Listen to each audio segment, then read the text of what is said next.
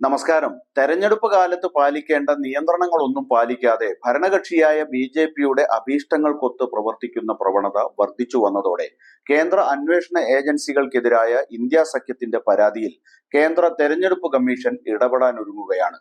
ലോക്സഭാ തെരഞ്ഞെടുപ്പ് കാലത്ത് അന്വേഷണത്തിന് കേന്ദ്ര തെരഞ്ഞെടുപ്പ് കമ്മീഷൻ മാർഗനിർദ്ദേശം കൊണ്ടുവന്നേക്കുമെന്നാണ് റിപ്പോർട്ടുകൾ. ഇതു സംബന്ധിച്ച് തെരഞ്ഞെടുപ്പ് കമ്മീഷൻ ഉടൻ നിർദ്ദേശം പുറപ്പെടുവിച്ചേക്കും. ഇതു സംബന്ധിച്ച കരട് മാർഗനിർദ്ദേശം തെരഞ്ഞെടുപ്പ് കമ്മീഷൻ തയ്യാറാക്കിക്കൊണ്ടിരിക്കുകയാണ് എന്നാണ് വിവരം. 2019 ലോക്സഭാ തെരഞ്ഞെടുപ്പിനോടനുബന്ധിച്ച് നടപടികളിൽ നിഷ്പക്ഷത ഉറപ്പുവരുത്തണമെന്നും അന്വേഷണ ഏജൻസികളുടെ പ്രവർത്തനങ്ങളെക്കുറിച്ച് കമ്മീഷനെ അറിയിക്കണമെന്നും കേന്ദ്ര അന്വേഷണ ഏജൻസികൾക്ക് തെരഞ്ഞെടുപ്പ് കമ്മീഷൻ നിർദ്ദേശം നൽകിയിരുന്നു.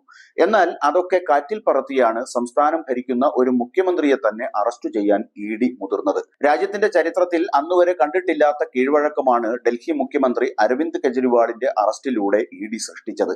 ഇത് വലിയ പ്രതിഷേധം ക്ഷണിച്ചു വരുത്തുകയും ഇന്ത്യ സഖ്യം ഇക്കാര്യത്തിൽ കടുത്ത പ്രതിഷേധവുമായി രംഗത്തു വരികയും ചെയ്തിരുന്നു.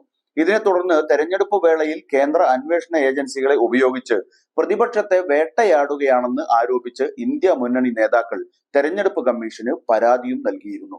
കേന്ദ്ര ഏജൻസികളുടെ ദുരുപയോഗം തടയാൻ കമ്മീഷൻ ഇടപെടണമെന്നും നേതാക്കൾ ആവശ്യപ്പെട്ടിരുന്നു.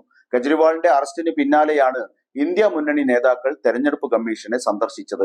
CBI തന്നെ പീഡിപ്പിക്കുന്നുവെന്നും തന്റെ തെരഞ്ഞെടുപ്പ് പ്രചാരണ ശ്രമങ്ങൾ തടസ്സപ്പെടുത്തുന്നു എന്നും ആരോപിച്ച് തൃണമൂൽ കോൺഗ്രസ് നേതാവും മുൻ MP-യുമായ മഹുവ മൊയ്ത്ര തെരഞ്ഞെടുപ്പ് കമ്മീഷന് കത്തെഴുതിയിരുന്നു. ചോദ്യം ചോദിക്കുന്നതിന് കോഴ വാങ്ങിയെന്ന ആരോപണവുമായി ബന്ധപ്പെട്ട് CBI സംഘം മഹുവയെ ഒന്നിലധികം സ്ഥലങ്ങളിൽ പരിശോധന നടത്തിയിരുന്നു. ഇതിന് പിന്നാലെയാണ് CBIക്കെതിരെ മഹുവ രംഗത്തെത്തിയത്. കൃഷ്ണനഗർ ലോക്സഭാ മണ്ഡലത്തിലെ തൃണമൂൽ കോൺഗ്രസ് സ്ഥാനാർത്ഥിയാണ് മഹുവ മൊയ്ത്ര. കേന്ദ്ര ഏജൻസികളെ ഉപയോഗിച്ച് പ്രതിപക്ഷ പാർട്ടികളിൽപ്പെട്ട നേതാക്കൾക്കെതിരെ അന്യായമായ നടപടികൾ തുടരുന്നത് തെരഞ്ഞെടുപ്പ് പ്രക്രിയയെ തന്നെ ദോഷകരമായി ബാധിക്കുമെന്ന കാര്യത്തിൽ തർക്കമില്ല. പ്രതിപക്ഷ നേതാക്കളെ കേസിൽ കുടുക്കി ജയിലിൽ അടച്ചാൽ തങ്ങൾക്ക് തെരഞ്ഞെടുപ്പിൽ കാര്യങ്ങൾ എളുപ്പമാകും എന്ന് കരുതുന്ന നരേന്ദ്രമോദിയും അമിത്ഷായും ഇത്തരം നടപടികളിലൂടെയാണ് 370ഉം 400ഉം സീറ്റുകൾ പിടിക്കാൻ ലക്ഷ്യമിടുന്നതെങ്കിൽ അത് ഇന്ത്യൻ ജനതയോടും ജനാധിപത്യ പ്രക്രിയയോടുമുള്ള കനത്ത വെല്ലുവിളിയാണെന്ന കാര്യത്തിലും സംശയമില്ല. വിഷയം ഗൗരവമായി തന്നെയാണ് തെരഞ്ഞെടുപ്പ് കമ്മീഷൻ പരിഗണിക്കുന്നത്. ഏജൻസികളുടെ നടപടികളിൽ ഇടപെടുന്നതിന് തെരഞ്ഞെടുപ്പ് കമ്മീഷന് ഭരണഘടനാപരമായ പരിമിതികളുണ്ട്. അതിനാൽ മാർഗനിർദ്ദേശം നൽകാനാണ് തെരഞ്ഞെടുപ്പ് കമ്മീഷൻ ഒരുങ്ങുന്നത്.